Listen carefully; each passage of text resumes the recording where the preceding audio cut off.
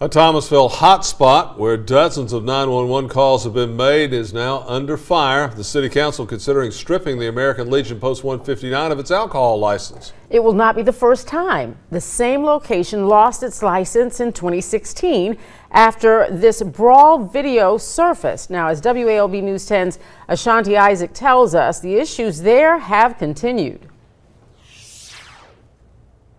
The parking lot of the Legion sits empty now, but on the weekends, they can see anywhere from 200 to 500 people, causing those in attending to park on the sides of the streets and sometimes even into the residential yards behind me.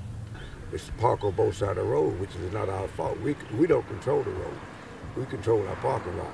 And when we have trouble, we call the police. And every time they call the police, if you try to fault the American Legion for, but we try to keep the peace.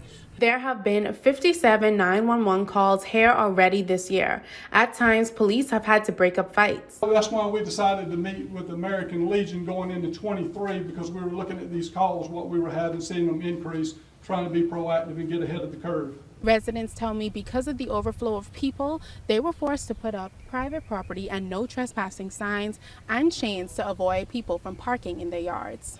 They park all in my yard, up and down the streets, and anywhere they can go.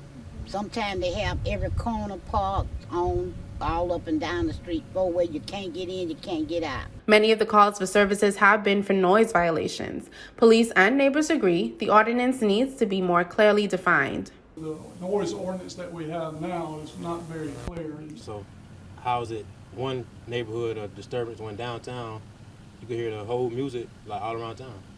Ahead at 11, some possible solutions offered last night by both police and neighbors. Ashanti Isaac, WALB, your hometown news source.